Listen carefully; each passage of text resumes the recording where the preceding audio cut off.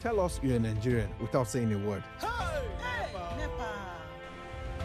Energy security is one of the most pressing issues for many developing countries like Nigeria.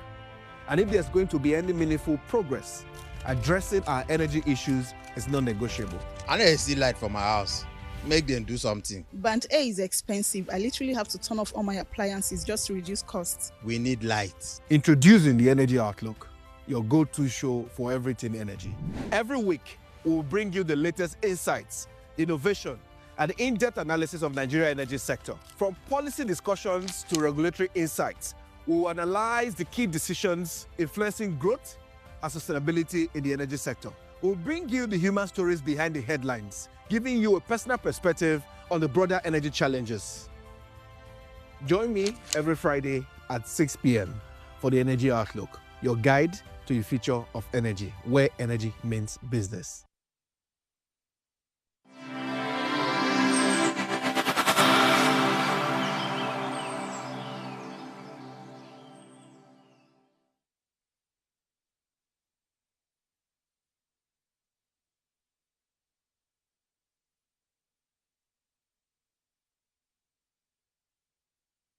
Life is made up of moments, some that fill us with joy, others that test our strength. Welcome to Heartlines. This is our space to explore the highs and lows of human connection, the love, the heartbreak, and resilience that shapes our life. From relationships to friendships, parenting to partnerships, and so much more. Every week, we share stories and conversations that define us, navigating love, separations, the struggles of parenting, dealing with anxiety and managing the pressures and stress of life. Real conversations that bring us closer, helping us heal, grow, and connect. So join me Mondays through Fridays at 10 p.m. for Heartlines, the show where we connect hearts, have real conversations with real people, one story at a time.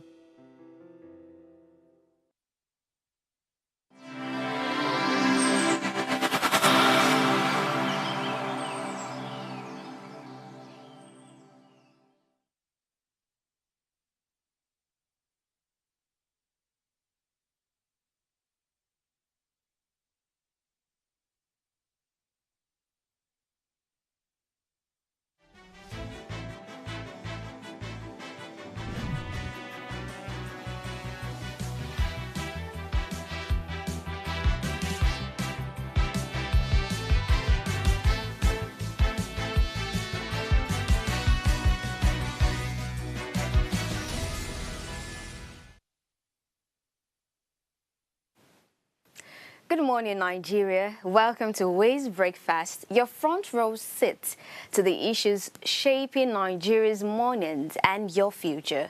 We live in a time where our phones are more than just gadgets. They are our diaries, our banks, our workplaces, and sometimes even our closest confidant. But here is the burning question. Should the police have the right to search through it all? The Deputy Force PRO has clarified that police can check your phone only under very specific circumstances, such as in cases of a cybercrime investigation. He also noted that random phone checks on the streets are not lawful, yet for many Nigerians, the reality is different. Being stopped at checkpoint and told to unlock your phone has almost become routine. In some cases, we even hear of doors and ceilings being broken during raids in the name of investigation. So the issue isn't just what's on your phones. It's whether our right to privacy still holds weight in today's Nigeria.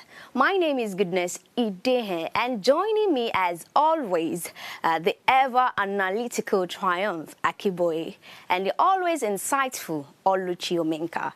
Together, we will ask the tough questions, peel the back layers, and bring your voices into this debate. Let's dive right in. Good morning, ladies. Good morning, Goodness. Sometimes the way you actually describe, and then I'm wondering that, Analytical. I'm Good quite morning, the analytical. ever How are you vibrant doing? goodness. How How are you doing? Good morning, I'm good. So how's your day been this morning? Well, my day has been How's your day been this morning? making me happy just like a few minutes ago, but they're just things that are great. What happened? I've been able to solve them. Not really a serious thing, just family issues. I don't mean my immediate family, but let's just say family issues. Good about Oluchi. I'm okay. I mean, I'm happy that this week started with stress, with NYSC registration, just so my viewers would know what's happening with me. And it has been so stressful. I didn't know that stress can make me cry because at the registration stand yesterday, I almost cried. I almost cried. I was drenched in rain. Then I went in for my biometrics, and it was taking so much time. And then somebody was trying to have small talk with me, like, what's your number? See, I'm not even smiling right now. It was really chaotic. And somebody just said, why is everything so stressful in this country? And this reminds me of WAEC registration, reminds me of post TME, reminds me of JAM, reminds me of even that pre-admission process. Like, why do we always have to stress queuing, registering, thumb printing? It's a whole lot of. I'm wondering if this is what happens in other countries. I wanted to just stop the whole process, but then I remembered I have to do my master's, so let us stay through with this. But I'm glad I've gone through that phase, waiting for other details so that I can serve my father's land. I can see. There's always this saying that the dawn is just before the dark, right? So it gets dark at the very beginning, but in the end, there's always a limelight. What's so I'm sure that the you're going to limelight see. of this particular After all, NYC? you decided to go and serve your country. With this quote you have given me, there should be one special limelight waiting. No Don't goodness. worry, you'll get that soon. How about you? How's your morning coming? Oh, my morning has been good. I mean, it was good to Thursday. see you at the time I saw you this morning. I was particularly Well, glad. I already made a statement, not just the day before, that if I could get a car direct, right? Okay. So you get It'll to be find me easier. by that time. It's time to get your car. Just hold on to that. Oh, all right. I think Oluchi is going to get me a car very soon. So I'll be expecting that in my next birthday. Yeah, sure. All right, viewers, let's take a short break to reflect on significant events in history. And when we return, we will check today's headlines before tackling our hot topic this morning. Stay tuned.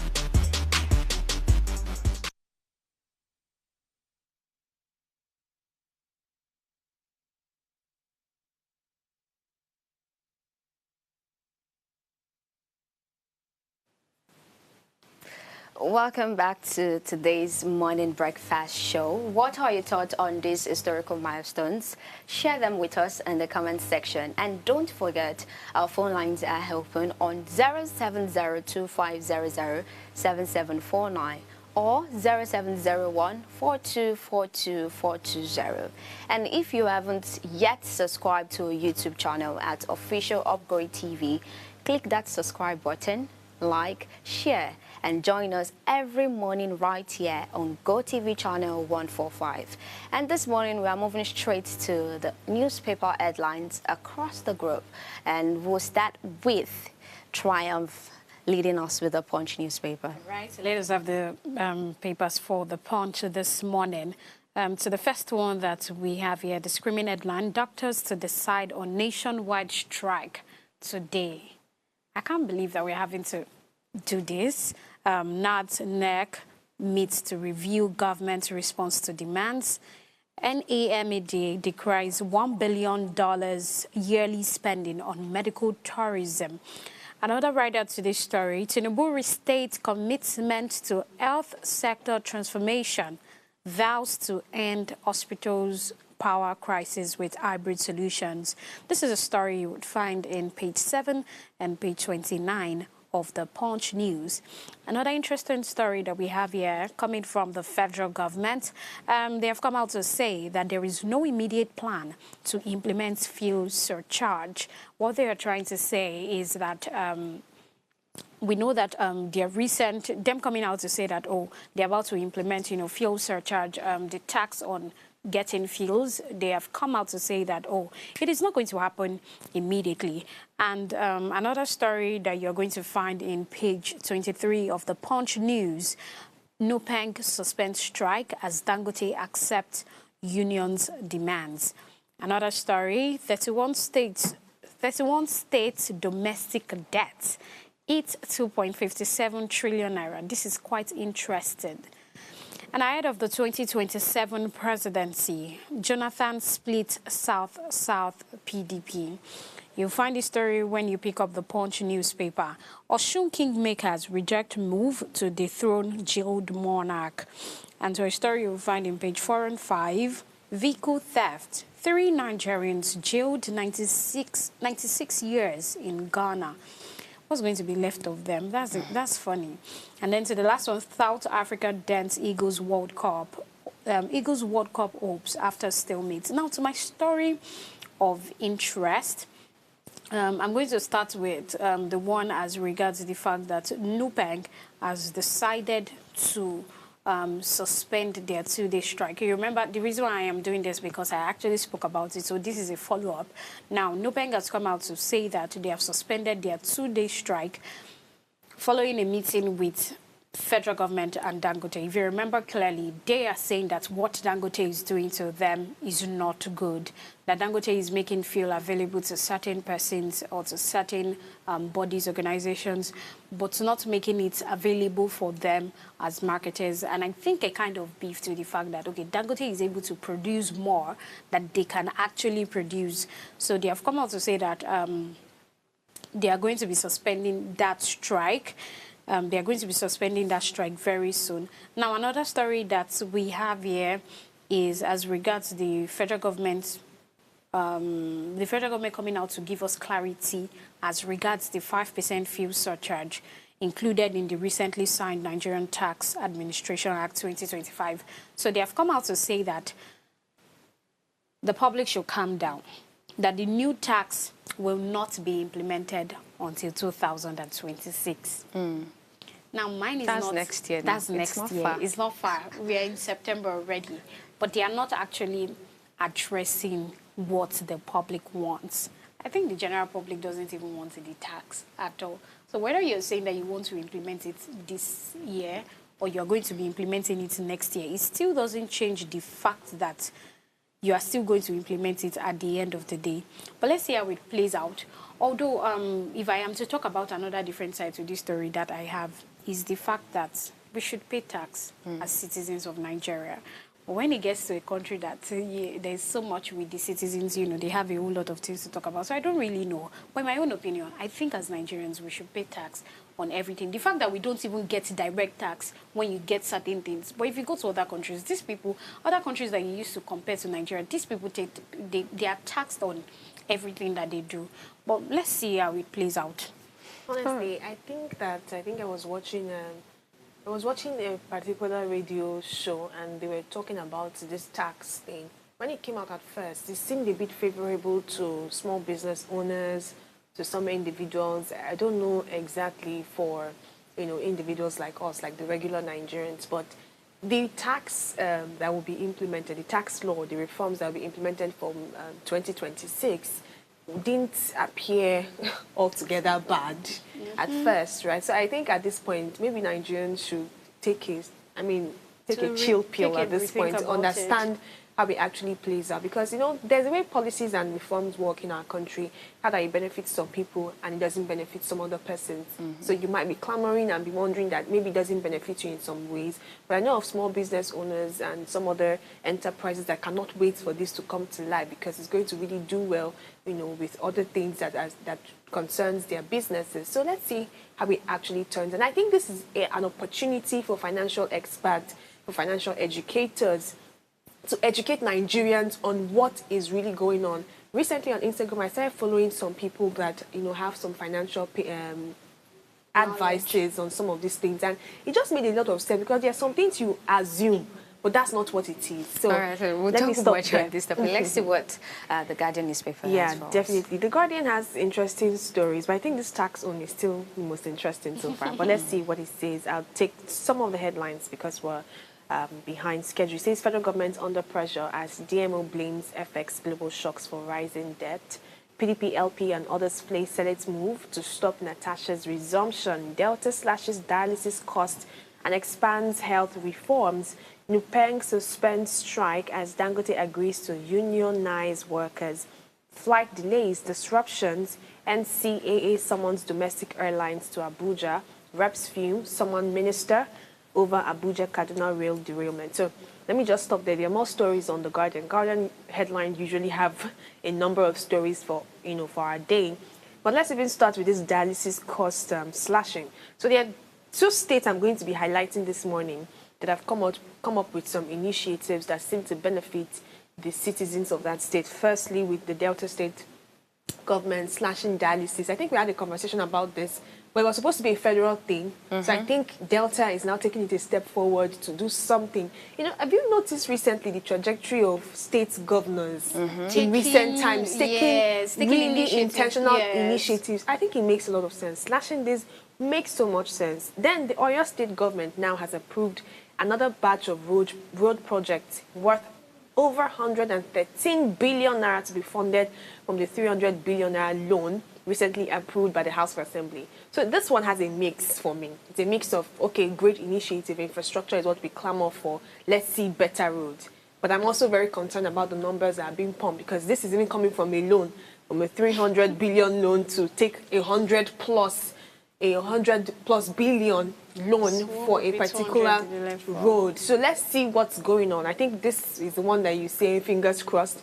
But infrastructure makes everybody excited. So if at the end of the day, it really does what it needs to do and we're not seeing some of these accidents happening because the roads are functioning well, then it makes sense. But again, kudos across board to some of the state governors doing amazing That's a good one across the governors because previously, we found that when a government starts to do a particular initiative and the tenure has ended, we get to see that the other governments won't continue the initiative. So for the governors to pick up initiative from different states is a good one. Quickly, let's just scan through the Nigerian Tribune newspaper that has above the masthead, Dangote and Nupeng reach agreement, strike called off.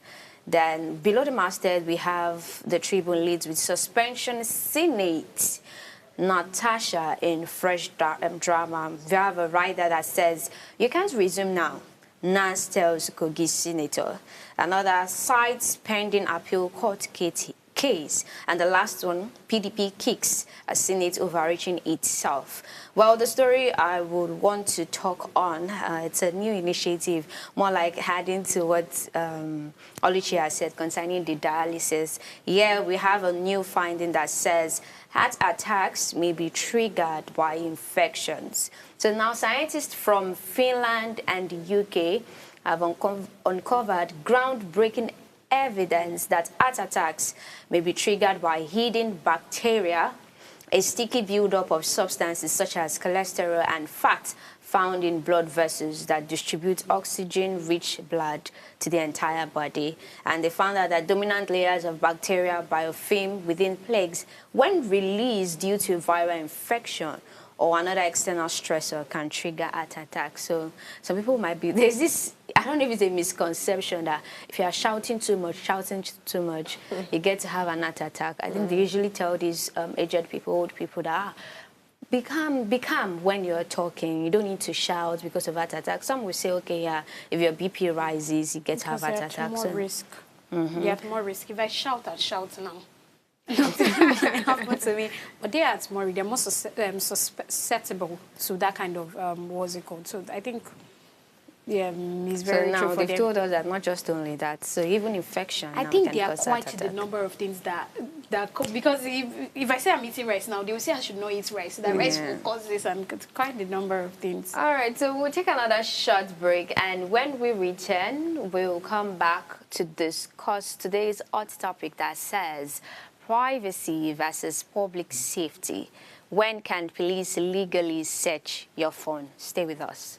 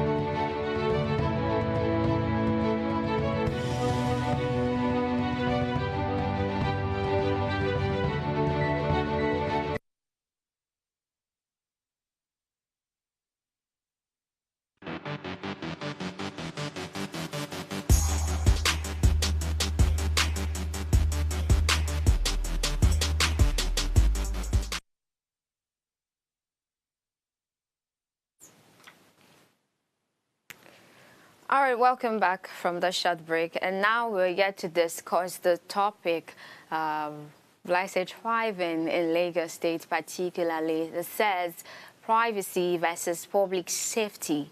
When can police legally search your phone? And here with me, I have my beautiful co-hosts, my co-anchors who do justice to these questions, because I know they have, I wonder why you brought us to do justice. Different opinions. Have you ever encountered probably a policeman? God won't allow I women. haven't, actually. Oh, wow. I haven't. God will not I allow haven't had me. a personal experience of, police trying to seize my stuff. That's never happened before. Has it happened with you? I said God will not allow it. Okay, so let me introduce this, that your phone practically, we all know that it's your life in your pocket, and it knows more about you than most of your friends do, because most of us, truth be told, our phone is like our second best friend. You keep diaries, secretive dates, things you've done that you don't even want people to know, and more like people even use it as a, like, for instance, if you're working in an office, there are some office things you're not supposed to let out, right? And you can have such documents in your phones. So yet we keep across this Nigerian police, we keep hearing troubling stories of officers stopping citizens at checkpoints, demanding passwords, scrolling through private conversations, and even raiding homes by breaking down doors and ceilings in search of evidence. This aspect is really related with the EFCC. So this morning, we asked, where is the line between protecting the public and violating personal privacy? So imagine being stopped. I'm asking both of you now. Imagine being stopped and you're being asked to bring your phone for them to search without any reason. What will be your first take over that? Okay, so let me first start by saying that, like I said, I've never experienced it before, but I still believe that there is no smoke without a fire. I know we have, people have a lot of things to say about the police. I'm not here to support them or something, but I feel like even the most minute thing that makes them want to search your phone is also there. So if you come to me and say that you want to search my phone, maybe you've observed something, or you're seeing that maybe the moves are moving at the moves, or somebody is into, cyber crime and the likes, which is the only reason why a police officer is even supposed to search your phone in the first place. Well, so if you have any observation and then you ask me, my immediate reaction is not to react negatively. They are police at the end of the day, so it's okay to search. But I think where the problem comes from is that you are not searching me based on the fact that you feel like I am into cybercrime. If you see me, before somebody can conclude I'm into cybercrime now, it's going to take a long time. But we also know that a number of people, a number of youth our age, let's be truthful, that are actually into all these things. So that's my first reaction. From what you said, that based on them looking at you, that it will actually take a long time for them to see that probably you are into cybersecurity. It's not written on the forehead. But I've experienced a situation where I was traveling right, to another state. I was like a passenger to another state, and though they didn't search me. So these policemen stopped our vehicle, and the next thing, they asked everyone to alight from the bus. Funniest thing, okay, what do you have to do with my bag, like school bag? They want to search the school bag. So I feel that before you can just conclude, or before you can just walk up to someone as a security personnel, there should be probably like a search warrant. Because I don't even know, even if you have something criminal with you, right? You were traveling, then, right? Yes. I think or you put when it in it comes somebody's to traveling, bag. they can check the checkpoints. Like at checkpoints, they can carry out some search. Although, you know, I already said that the police do it Nigerian police do things in a very odd way, in the way that they shouldn't do it. But I think a search, like at checkpoints, because you travel through some states, some checkpoints are necessary. However, I was watching some video online a few days ago, and the lady was saying that in the video, the police was searching our bag and bringing out our underwear. Okay, I saw that. You saw the video? Yes. I'm like, what's going on? What was wrong with the Nigerian police? So I feel like Nigerian police itself, before we even start talking about the solution, but that's just my own, what I have seen that has actually happened. And I remembered when I was traveling to Abia State for NYSC camp, there was this particular guy at every checkpoint, he's the one that the police are usually asking. It happened more than once. It happened more than twice at every checkpoint. Because if you are traveling to Abia, once you get to Edo State, there are quite the number of checkpoints. So you're having to deal with these people. And then I'm wondering that why is it this particular guy that all of them? But when you look at his dressing, the way his hair is, and all those things, you want to suspect that maybe there is something about this kind of person. So that's my own personal experience, things that I have seen as regards to the police. Let me hear Oluchi statement. I said, God will not allow it to happen to me. So I think this kind of conversation is the one that you attempt from sometimes personal experiences or the ones that you have heard from people. Because this kind of situation, you know, your question said, imagine you were the one. I'm like, we can do theory very well, but if you are at that juncture, as they call it, and you are faced with something this embarrassing, what are you really going to do? So I'm going to first take a cue from what you have said. In the security scene of Nigeria, there's a lot of profiling that happens, and it's not in the favor of some people. So I think the first things that we need to start changing is actually how we appear. People come out and say you're being judgmental. People come out and say that's being short-sighted. But sometimes I like to address things from, look at the scene that you are in. Look at what is obtainable here. Maybe this profiling doesn't work in some Western countries because, there's this freedom, there's this free culture, everybody does what they want to do. Yes, but even if they do, there's like rigid search warrants before anybody is being searched. But in our country today, there is a lot of profiling that happens. You have given your own experiences. I remember just going from Yaba to, I think, Yanopaja. So I was passing by Obanikoro, Onipan, and all of that. And then there was a man in the bus with us. This man, well, he did look questionable. He did look questionable. And this is me, not as a police officer, but as an African that has my bias with how people should look. And then the police just stopped us. I think I need to start even watching my character because I was outraged. Like, I'm in a hurry, I'm heading somewhere. Because I felt like, what do you want to search within me or around me? This is a public vehicle and all of that. But thank God I was calm because at the end of the day, I'll come back to that. But going back to that individual, they searched him, and because of how he looked, they just searched his back very briefly. In fact, the way they searched his back, my perception of that was that it was too brief. You were not really expecting to see anything. You just wanted to conduct a research so that this person will know that while watching you or this your look is somehow. So it was more like an intimidating search. I don't know if you understand. Yeah. Because if you really want to search to find something, you'll be detailed, right? You won't be in a hurry. But it was like, but they were looking at him. Like, were you really trying to search, or you were angry at the way the person looked? So I'm going to say this to people because I want us to bring it to a very practical scene. You know the security scene in Nigeria. You know the profiling that goes on. If it is within your capacity, don't put yourself in a situation that will make you be profiled the wrong way and embarrass you. Because let me tell you, people traveling, commuting from one place to the other, have different things in their head. Not everybody is happy, not everybody is smiling. Not everybody is going to a destination that will give them joy. Some are probably going to the hospital. So imagine being accosted in that situation and then you now flip and do something that will make the police officer hold you, you know, for something that you have done wrong. You'll be like, why did I even come out in the first place? So I think, firstly, profiling. If we know that this profiling is not in our favor, do something about that, your dread. Do something. If you really want to hold on to that dread, maybe you should jackpot.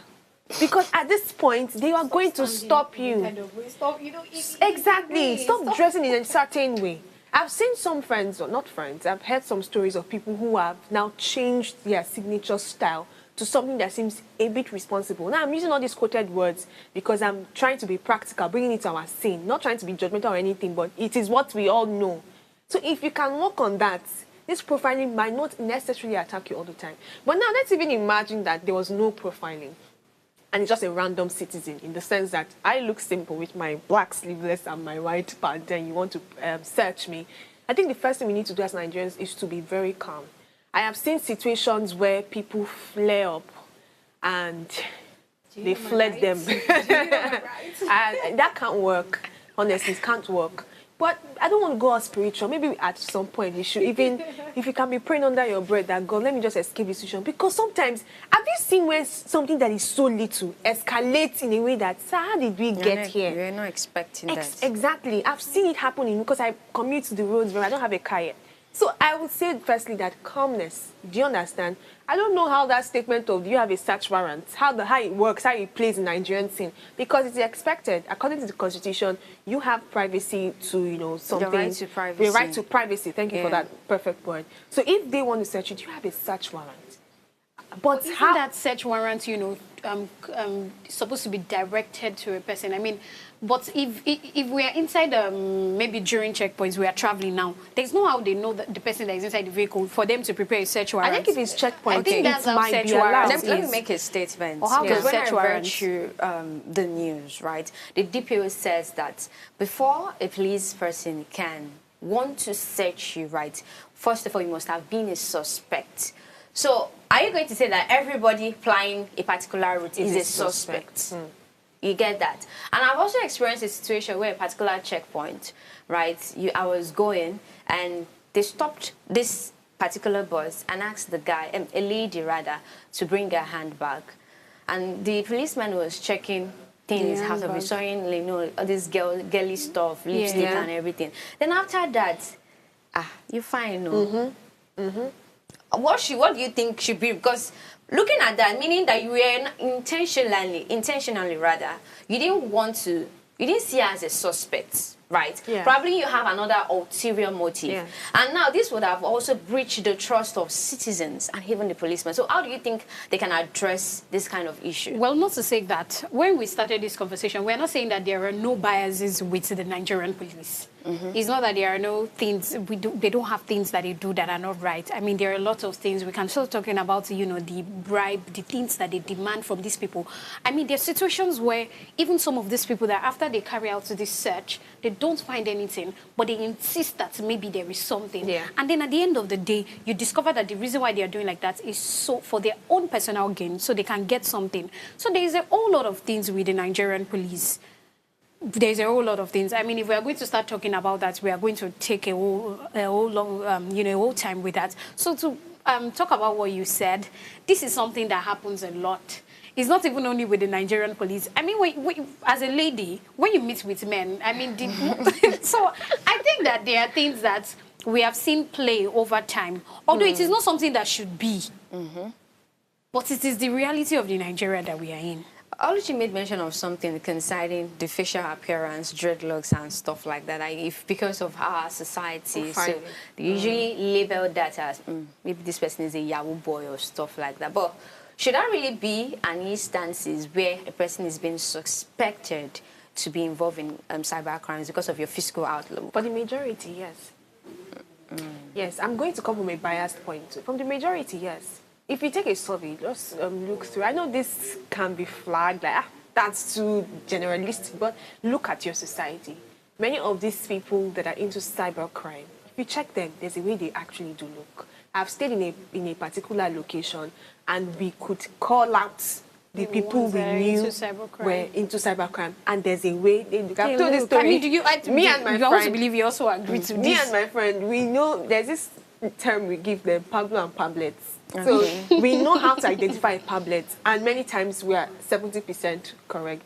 So I can imagine then people who are at the verge of, or people who have been given the authority in that sense to secure the nation, they would have that bias even triggered by 1,000.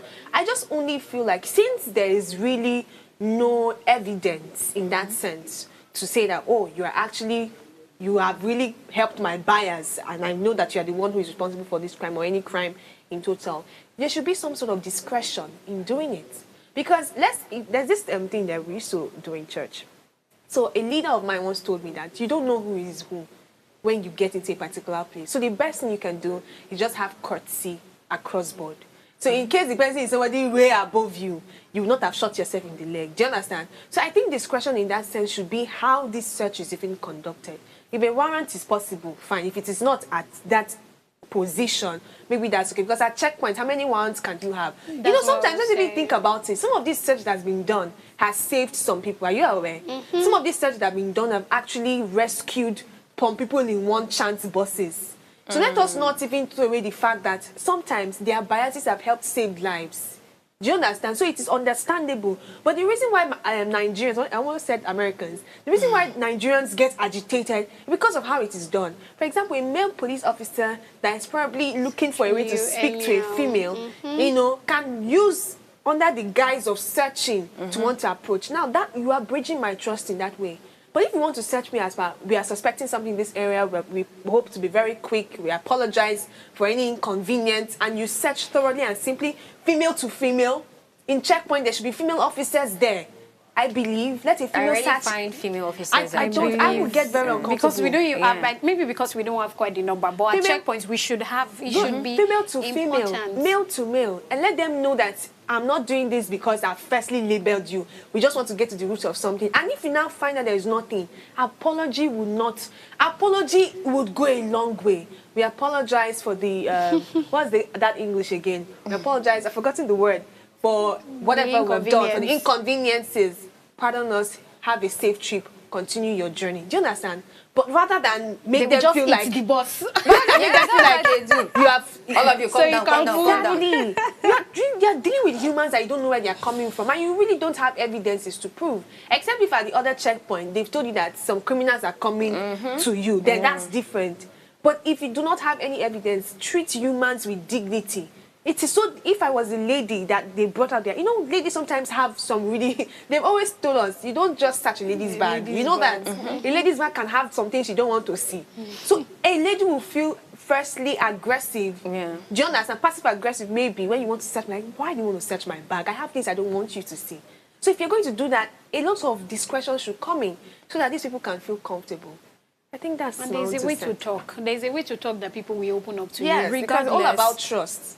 Regardless. Well, I mean, before we go into like whatever other part that you want us to discuss about, there's really a part that I have to question. Yeah. Which is the part of, should the police be the one chasing after cybercrime? Is that the agency that should chase cybercrime and then turn it into making it feel like that is what they exist for?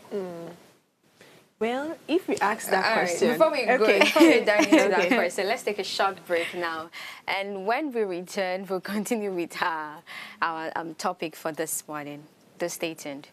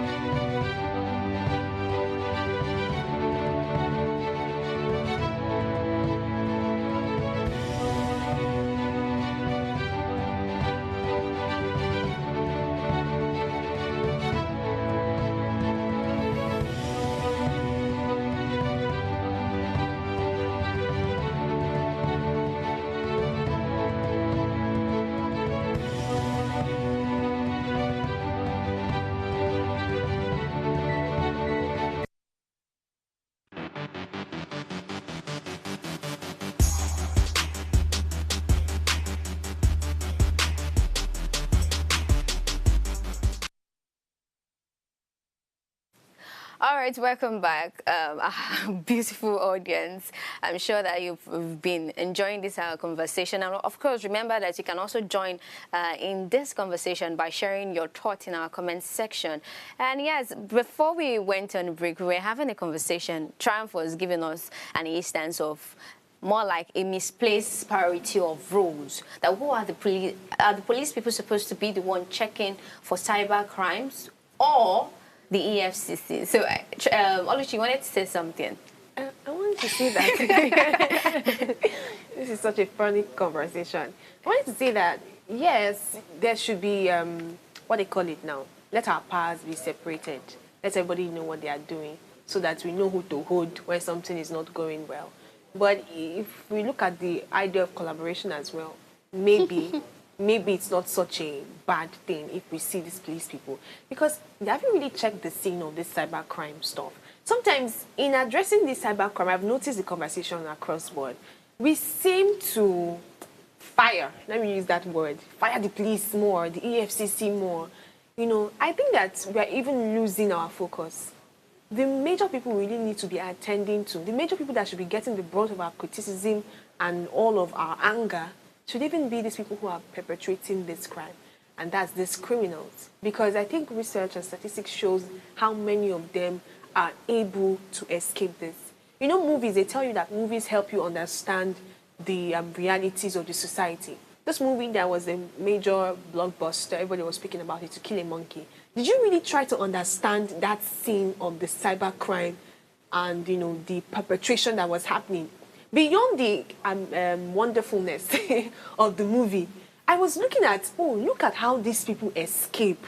They have moles in different places in the police. They have moles, you know, in the EFCC. They have people who do not even help them capture. Before they captured the guys involved in this thing, it took years. I was so shocked that they had a school of that sort where they were training people. Sometimes there's dubious acts, there's mystic acts. There are a lot of things that these people do to bypass. So let us not take away our focus from the fact that there are actually some set of criminals in our society that the police, the EFCC, are working tirelessly to capture. And maybe because of how, you know, how I put it, overwhelming it can be. Maybe some of their processes are not being questioned because you are not taking that aggression, the frustration to ordinary citizens who are not these criminals. Do you understand? But I don't want us to mix our focus. Because these criminals, they are very slippery. You know what's slippery? Many of them invade these things. Because this criminal act has to do with technology and all of that. Sometimes even when you check their phones, and you find the details. The smart world. Exactly, because they are hiding it. So how do we even get these people? These people are spoiling our names, duping people of millions, recruiting young people to be part of them. We've had conversation on this table. It's an academy. There's even what you made mention on concerning duping people. There's even a current issue happening in Ghana, precisely currently, where Ghanaians are asking Nigerians to leave their country. Yeah. Why? Because we've been labeled that we indulge in cyber security and cyber crimes, you know, this yahoo stuff and everything. So that even brought that limelight to me, that when you made a statement concerning how they've labeled us and given us bad names, even across border. And also, I want to even make of this point now to ask you people. There was a situation, I'm sure you've heard of it, concerning an NYSC corps member that was beaten up in one of the eastern states, right? There were security officers that barged into the house. I think it was vigilante people. Yeah, they were all under security officers too. And they had to drag this lady. We even saw the case of where they had to strip her intentionally. And in the long run, we found out probably she wasn't even really a culprit of it. Then they had to like probably pay a fine and everything. In that situation, what do you think, as a citizen, from the aspect of a citizen, what do you think should be their action towards that? The action of the action as a citizen, if as there was like a misidentity and you get, for instance, an EFCC badge into your compound, grab you, strip you naked, start beating you. Why? Because they termed you as a suspect indulging in such crimes. What would you have done? Or what would you do? As much as I might want to say that may never happen to me, I mean, we're representing the voice of, you know, the citizens. So as a citizen, my immediate reaction will definitely be, what's wrong with these people? Why would this kind of thing happen to me? You know, or why would this kind of thing happen to somebody and all of that? But let me take us back to the Ibom story. We could see how something little can turn into something else in no time. Yeah. We could see how something little can turn into something else. Just the same way that if we see a situation, there is so much, or there might just be something that might have led to whatever it might be. Unfortunately, the girl is not even the person that did whatever thing it is that is going on. But I am more curious as regards what led to what. How did we get to the point where she was being stripped naked?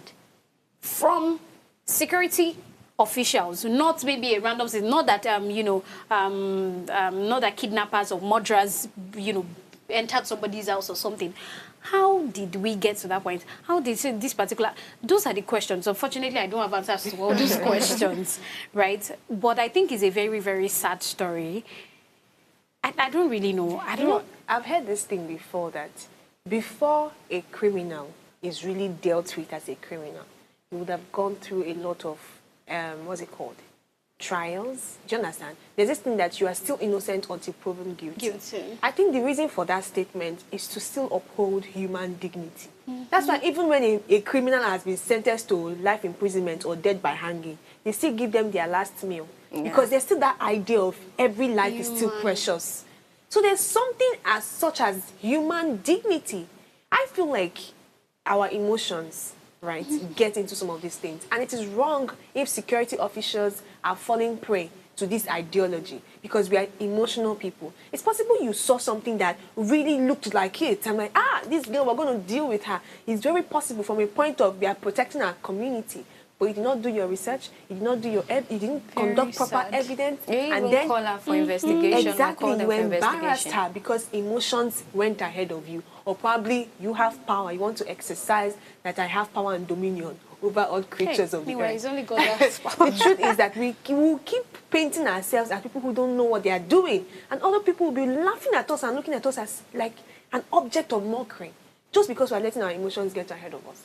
I think we've said this over time and over time. Our emotions can't get in the place of proper due research and evidence. Do you get it? If you know somebody has been suspected of something, in fact, if they are really suspected, they are real criminals, we want them behind bars. But let it go through the proper proceedings. There are protocols to these things. The reason why we have protocol and all of this is to give us order. If there's a nation without order, what are we going to have?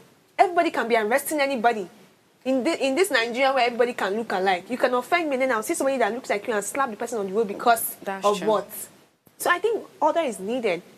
And it begs the question that why are we having this conversation with security officials that are trained? They're supposed to be trained with emotional intelligence. Honestly, they really should be dragged down. That's why I have the question with all of these vigilantes that work. How do they recruit them? Is it the people smoking on the road that you feel like are hefty, you now put as vigilantes? Those ones are not trained. That's why you see some of this rubbish being perpetrated across board.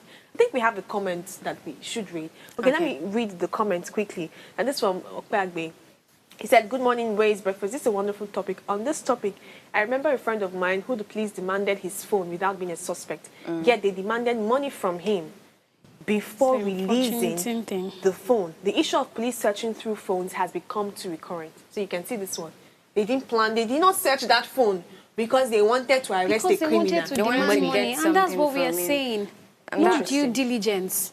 That was even the statement I was making concerning these police people, right? That some of them, they just, like say, an abuse of power because you have the power to carry out an investigation and you're not doing it rightfully. In the process, you have probably an ulterior motive. And that's why the issue of where I won't really blame some citizens, right, if they react probably in an aggressive way. Yes. Because personally, me, I've done that. So I had it again, no, my sister. I had this policeman. We're not even having a banter back and forth. He was even telling me some unnecessary thing that, what are you? You're like my daughter. If I see this, if I see that. I was like, what kind of nonsense is that? You want to search my bag? And I told you there are some things that you can't see there.